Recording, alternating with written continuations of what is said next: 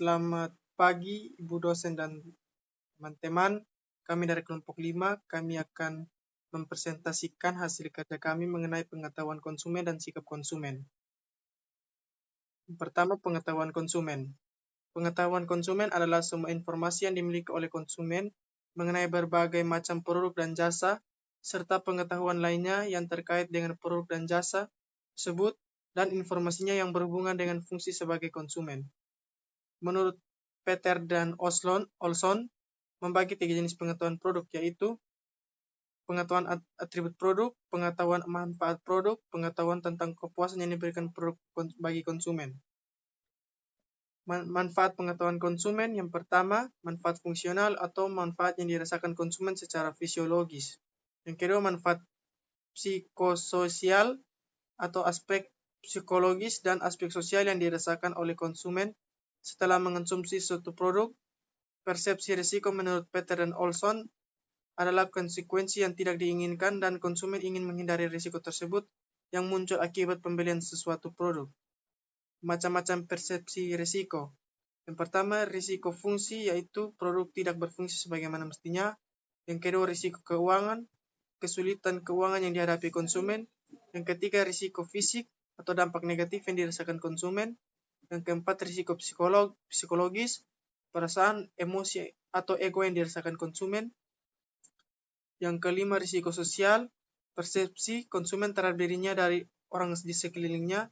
Yang keenam, risiko waktu yang sia-sia yang akan dihabiskan konsumen. Yang ketujuh, risiko kehilangan kesempatan untuk melakukan hal lain karena mengkonsumsi atau membeli. Sikap konsumen menurut Mowen dan Minor menyebutkan bahwa istilah pembentukan sikap konsumen seringkali menggambarkan hubungan antara kepercayaan, sikap, dan perilaku. Kepercayaan, sikap, dan perilaku juga terkait dengan konsep atribut produk. Atribut produk adalah karakteristik dari suatu produk.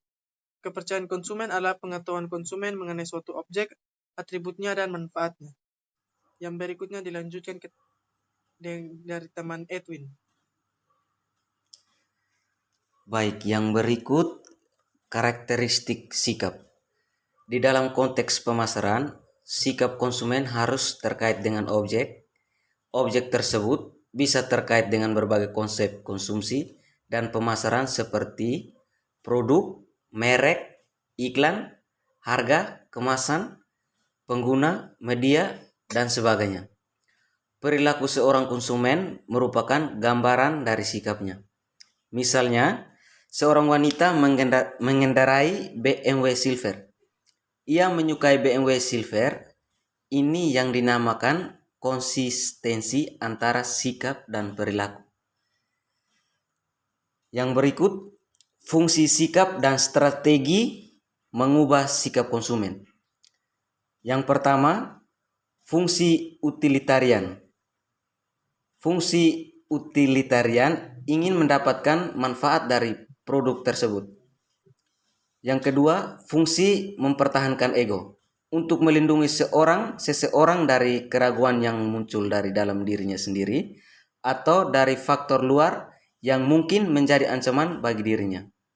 Yang ketiga, fungsi ekspresi nilai. Untuk menyatakan nilai-nilai, gaya hidup, dan identitas sosial dari seseorang. Yang keempat, fungsi pengetahuan. Fungsi pengetahuan membeli produk tersebut karena mengetahui manfaatnya. Model sikap konsumen terdapat model 3 komponen. Yang pertama, komponen kognitif, yaitu menggambarkan pengetahuan dan persepsi terhadap suatu objek sikap. Yang kedua, komponen afektif, yaitu menggambarkan perasaan dan emosi seseorang terhadap suatu produk atau merek. Yang ketiga, komponen konatif, yaitu menggambarkan kecenderungan dari seseorang untuk melakukan tindakan tertentu yang berkaitan dengan objek sikap, produk atau merek tertentu. Dan yang terakhir, model sikap multi atribut Fishbein. Teori-teori sikap mengemukakan bahwa sikap konsumen terhadap suatu produk produk akan mempengaruhi perilaku atau tindakan konsumen terhadap produk tersebut. Model sikap multi-atribut menjelaskan bahwa sikap konsumen terhadap suatu objek sikap, produk atau merek sangat ditentukan oleh sikap konsumen terhadap atribut-atribut yang dievaluasi. Baik, sekian dan terima kasih.